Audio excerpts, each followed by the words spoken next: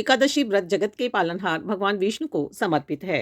धर्मराज युधिष्ठिर बोले, हे जनार्दन, चैत्र मास के कृष्ण पक्ष की एकादशी का क्या नाम है तथा उसकी विधि क्या है, कृपया करके आप मुझे बताइए।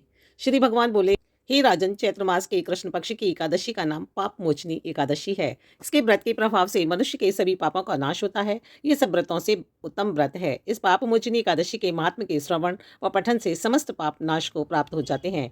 एक समय देवर्षि नारद जी ने जगत पिता ब्रह्मा जी से कहा, महाराज, आप मुझसे चैत्र मास के कृष्ण पक्ष की एकादशी विधान कहिए।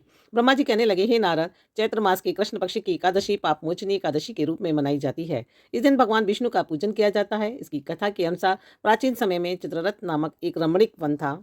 इस वन में देवराज इंद्र गंधर्व कन्याओं तथा देवताओं सहित स्वच्छंद विहार करते थे। एक बार मेधावी नामक ऋषि भी वहां पर तपस्या कर रहे थे। वे ऋषि शिव उपासक तथा अप्सराएं शिव द्रोहिणी अनंगदासी थीं। एक बार कामदेव ने मुनि का तप भंग करने के लिए उनके पास मंजू घोषा नामक अप्सरा को भेजा। युवावस्था वाले मुनि अप्सरा के हाव भाव, नृत्य, गीत तथा कटाक्षों पर काम मोहित हो गए। रति क्रीड़ा करते हुए 57 वर्ष व्यतीत हो गए। एक दिन मंजू घोषा ने देवलोक जाने की आज्ञा मांगी। उनके द्वारा आज्ञा मांगने पर मुनि को भान आया और उन्हें आत्मज्ञान हुआ कि मुझे रसातल में पहुंचाने का एकमात्र कारण अप्सरा मंजू घोषा ही है।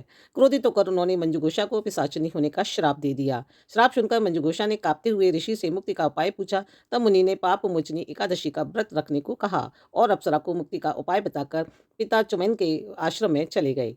पुत्र के मुख से श्राप देने की बात सुनकर च्वयन ऋषि ने पुत्र की घोर निंदा की तथा उन्हें पाप मोचनी चैत्र कृष्ण एकादशी का व्रत करने की आज्ञा दी।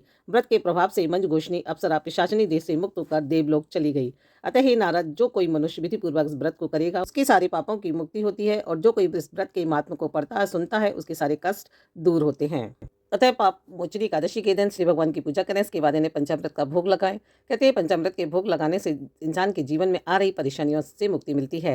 इसके अलावा केले का भोग में केले को शामिल करें। ऐसा माना जाता है श्रीहरि को केले का भोग लगाने से धन से संबंधित समस्या से मुक्ति मिलती है और जातक की कुंडली में गुरु दोष का प्रभाव खत्म होता है। प्रसाद में तुलसी दल अवश्य शामिल करें। त्वदीयं वस्तु गोविंद तुभ्यं समर्पयि गृहाण सम्मुखो भूत्वा प्रसीद परमेश्वर, इस मंत्र के साथ भोग लगाएं।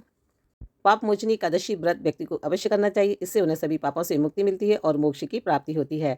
जय श्री हरि। पाप मोचनी एकादशी की हार्दिक शुभकामनाएं। आई होप मेरा वीडियो पसंद आया। लाइक एंड शेयर अवश्य करिए। मिलते अगले वीडियो में नई जानकारी के साथ। तब तक के लिए नमस्कार, धन्यवाद।